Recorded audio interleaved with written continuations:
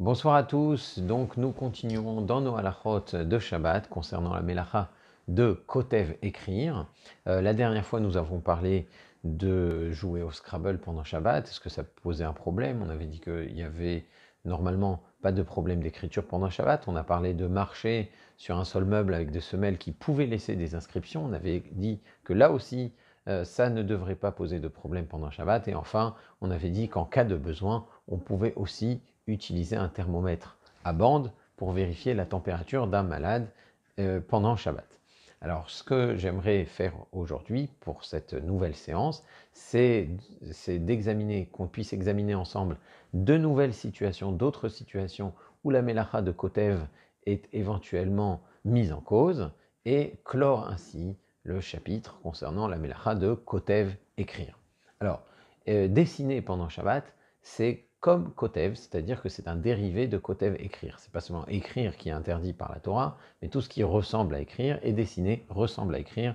Donc c'est un dérivé de Kotev écrire. Donc prendre une photographie pendant Shabbat, à l'aide d'un Polaroid par exemple, constitue un dérivé, une tolada, donc une mélacha de la Torah, qui est bien sûr, interdit pendant Shabbat au titre de Kotev écrire.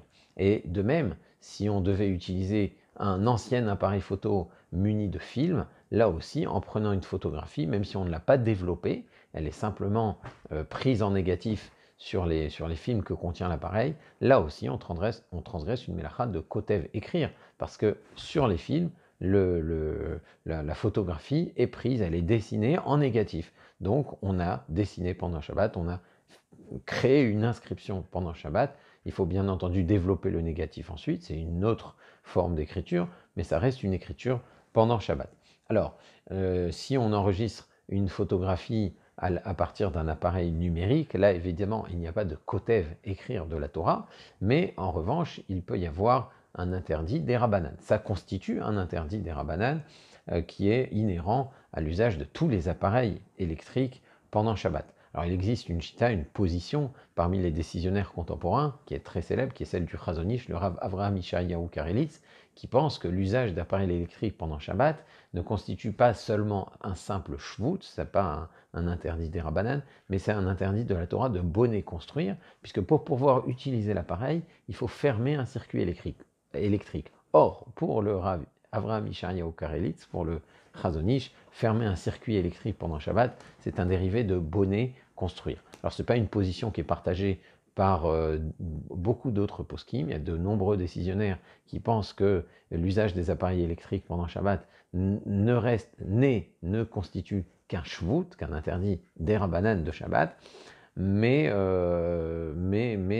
pour que ce soit un interdit des Horaïta, il faut qu'il y ait des ampoules à incandescence, il faut que ce soit mavir, brûlé, etc., allumé, mais ça reste les autres appareils électriques, même s'ils ne sont pas interdits de la Torah, sont néanmoins interdits midera banane, et ça peut avoir des conséquences dans la halacha, bien sûr. Je vous recommande, je vous oriente en tout cas sur la série concernant les soins pendant Shabbat, où effectivement dans certaines situations, enfreindre un interdit des Rabbanan s'avère nécessaire et même doit être, ça doit être fait pendant Shabbat, alors qu'un interdit de la Torah, c'est pas toujours évident à permettre, il faut qu'il y ait une sakana carrément pour pouvoir permettre un interdit des Rabbanan.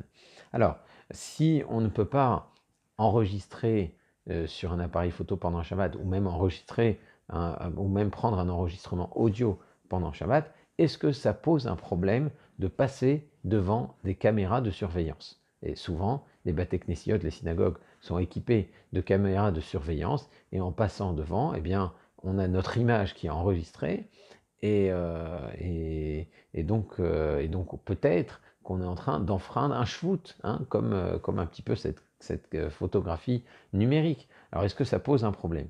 Eh bien, quand on passe devant la caméra de surveillance, on n'a pas l'intention d'effectuer de changement. La caméra enregistre de toute façon tout ce qui se passe devant, donc on n'a pas interféré de façon directe avec l'appareil. On peut comparer sans problème cette situation, le fait de passer devant une caméra, avec la situation décrite par le Taz, le Tourizav, Rav David Halevi Segal, qui est un des plus célèbres auteurs du Shulchan Aruch, plus célèbre commentateur du Shulchan Aruch, qui dit qu'on a tout à fait le droit de marcher dans la neige, même si en faisant cela, on sait qu'on est en train de faire fondre la neige. Or, écraser de la glace, c'est un interdit des Rabbanan. Pendant Shabbat, on n'a pas le droit de prendre des glaçons et de les piler volontairement. On peut les mettre dans une boisson, mais on n'a pas le droit de les écraser dans une assiette pour en faire de l'eau. Donc, normalement, on devrait éviter, selon cela, de marcher dans de la neige pendant Shabbat. Et le Tourézav dit, étant donné que c'est une conséquence, ça n'est qu'un psych réché, ça n'est qu'une conséquence sur un interdit qui n'est qu'un interdit des Rabbanan, qui ne nous intéresse pas, psych récha des lanichale, etc., avec d'autres considérations. Donc il dit que c'est permis pendant Shabbat. Eh bien, on peut aisément comparer ce qu'autorise le Tourézav avec le fait de passer devant une caméra de surveillance pendant Shabbat. Donc, c'est permis. C'est permis. Alors, comme pour toute mélacha de Shabbat, ce qui est interdit à un juif pendant Shabbat, c'est interdit de demander à un non-juif de le faire pendant Shabbat. D'accord ? C'est ce qu'on appelle amiral et nochri. Et quand on dit qu'on n'a pas le droit de demander à un non-juif de faire une mélacha pendant Shabbat, on n'a pas le droit non plus de lui demander même un interdit des Rabbanan, même un shvut. Donc on ne peut pas, par exemple, demander au secrétaire d'une synagogue qui serait non-juif de prendre note des promesses de dons pendant Shabbat. Il y avait des synagogues où ça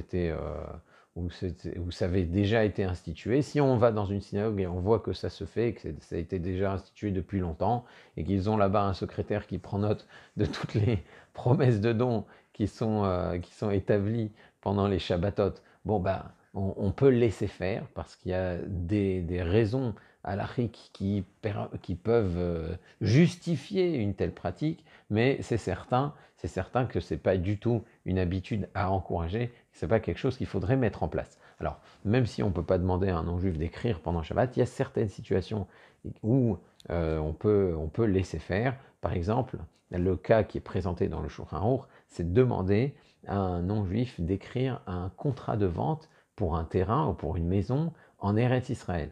Comme il y a une mitzvah d'acheter des terrains en Eretz Israël, et une mitzvah de Yeshuv Eretz Israël, eh bien pour encourager cela, les Chachamim ont autorisé la Amira Legoy, la Amira Lenochri, demander à un non-juif pendant Shabbat d'écrire ce contrat pour que la vente puisse être effective et qu'on ne revienne pas dessus. Donc pendant Shabbat, pour ne pas que la vente tarde, c'est permis de demander à un non-juif de rédiger l'acte de vente. On peut aussi, dans certaines circonstances, se laisser enregistrer par des policiers. Par exemple, quand il y a une déposition de plainte ou un témoignage qui doit absolument se faire pendant Shabbat et que les policiers demandent à ce que l'échange et à ce que la déposition soit enregistrée ou filmée, eh bien on peut les laisser faire puisqu'il y a là une nécessité et que c'est pas réellement en plus, d'autant plus que l'enregistrement de nos jours, c'est pas vraiment un enregistrement qui pose un problème midéoraïta, comme on l'a dit tout à l'heure. Alors il y a un cas qui est très intéressant et qui peut avoir d'autres conséquences dans la halakha. Donc ce que j'aimerais développer avec vous maintenant, c'est une position qui est rapportée par le Maharam de Rothenburg. Le Maharam de Rothenburg, c'est un des Rishonim Ashkenaz, un des Rishonim d'Allemagne qui est très reconnu, un des Rishonim très souvent cités. D'accord, Rothenburg, je vous rappelle, c'est un port d'Allemagne.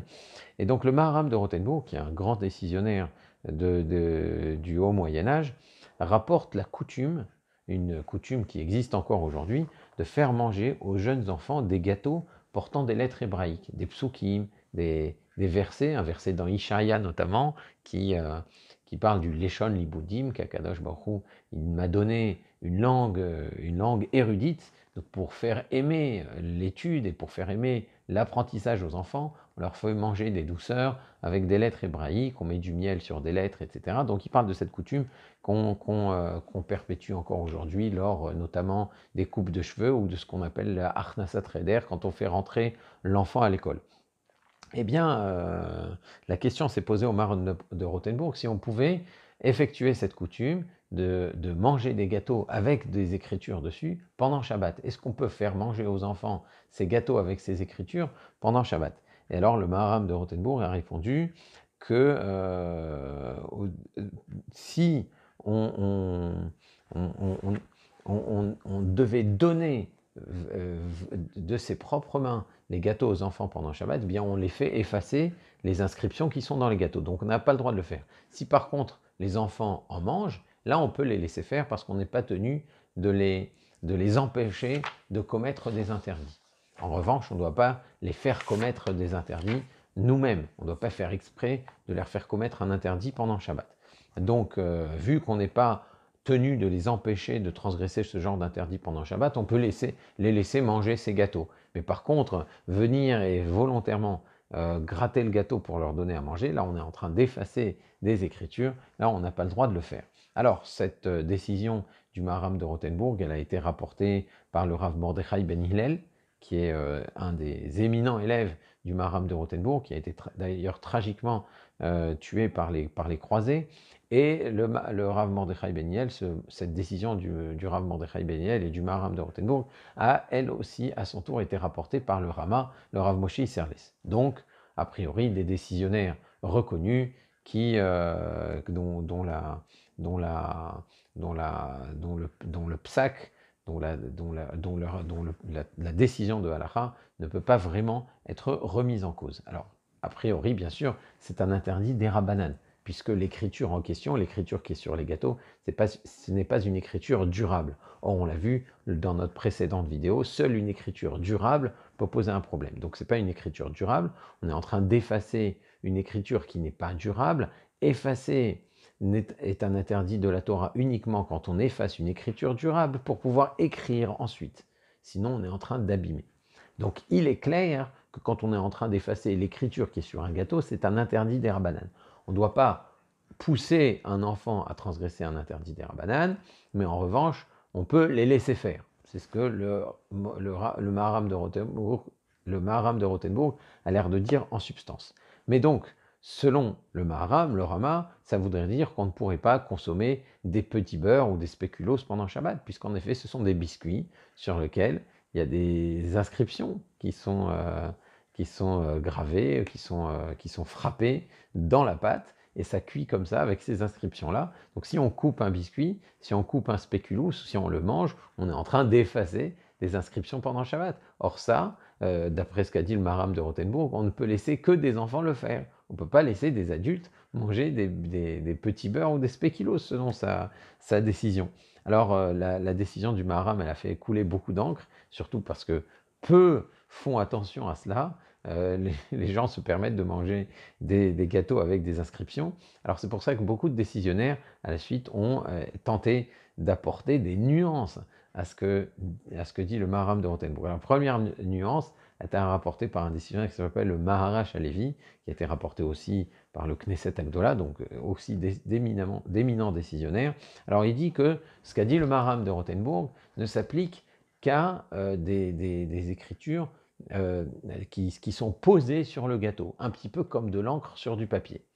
De l'encre sur du papier, on a posé un corps sur un support. Là, on peut parler d'écriture. Donc, si on prend de la crème sur un gâteau au chocolat, de la crème blanche sur un gâteau au chocolat, là, ça ressemble effectivement à de l'écriture, puisqu'il y a une encre, entre guillemets, c'est cette crème, qui est posée sur un support qui est un gâteau au chocolat.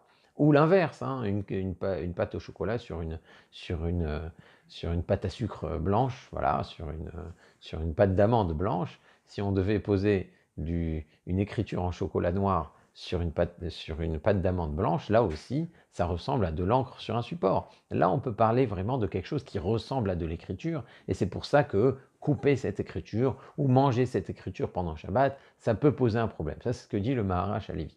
En revanche, s'il s'agit de quelque chose qui fait corps avec le gâteau, comme ces inscriptions sur les petits beurres ou les spéculoos, là, ça ne pose aucun problème de les casser, de les manger, etc. Donc c'est pour ça que les gens ne font pas attention et les gens se le permettent. Le Knesset Agdola, il te dit, c'est lumineux, cette nuance, vraiment, elle est extraordinaire et elle justifie beaucoup le minhag, la coutume qui autorise à manger ce genre de gâteau pendant Shabbat. Alors, elle est un peu surprenante, cette nuance, elle est discutable, parce que quand il s'agit d'écrire, on a vu lors de notre précédente vidéo que écrire avec de l'encre sur du papier ou sur un parchemin, c'était un interdit de la Torah, autant que graver dans de la cire ou graver dans les plaquettes d'argile, comme ça se faisait à l'époque des Névim, à l'époque des prophètes. L'un comme l'autre, ce sont des formes d'écriture.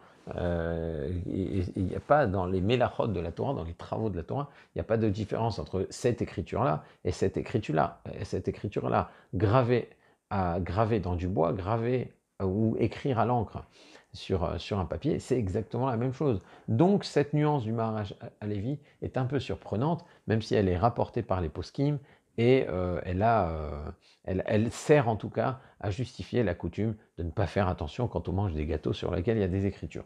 L'autre argument qui est en revanche extrêmement intéressant, qui est rapporté par le Dagoul Mervava, l'auteur du Dagoul Mervava, c'est le Rav Yehuda Yecheskel Lando, l'auteur du Noda B'Yehuda, très célèbre responsable Noda B'Yehuda, et lui il dit que dans le cas précis du Maharam de Rothenburg, on peut comprendre quand il dit qu'on ne doit pas donner à manger ses gâteaux aux enfants. Pourquoi?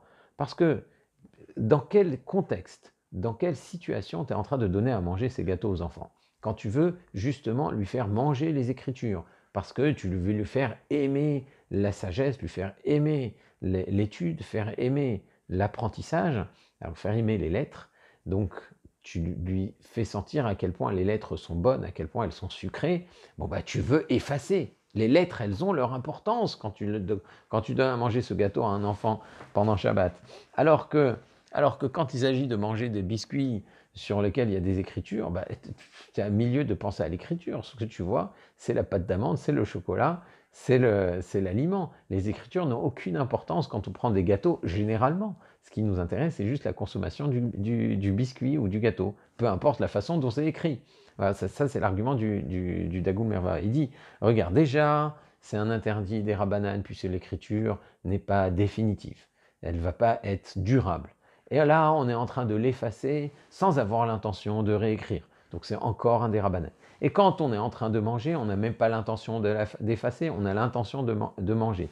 Ça n'est qu'un psychréché, une conséquence immédiate, nécessaire, une conséquence mécanique, que l'écriture va s'effacer. Donc c'est un psychréché sur un interdit qui est doublement des Rabbanan. Et même si on a des positions, comme on l'a vu dans notre introduction aux 39 Mélachot, qui pensent qu'un psychrégé pour un interdit des Rabbanan, ça reste un problème, notamment le Magen Avraham, alors dans ce cas précis, même ces positions-là, même ces gens-là, même le Magen Avraham serait permissif. Parce que là, on est en train d'abîmer le gâteau, on est en train d'être mécalquel, et on ne le fait pas de façon directe, mais de façon indirecte. Donc c'est un mécalquel, c'est un des Rabbanan, c'est un psychréché d'Alanirale, puisque les écritures, on s'en fiche, donc c'est permis de manger ces gâteaux pendant Shabbat. Donc manger des petits beurres et des spéculoos, c'est permis. On a à la fois le Dagoul Mervava et le Maharaj Halevi qui donnent des arguments dans ce sens-là. Quand c'est une plaque avec de l'écriture par-dessus, c'est peut-être mieux de l'éviter parce que,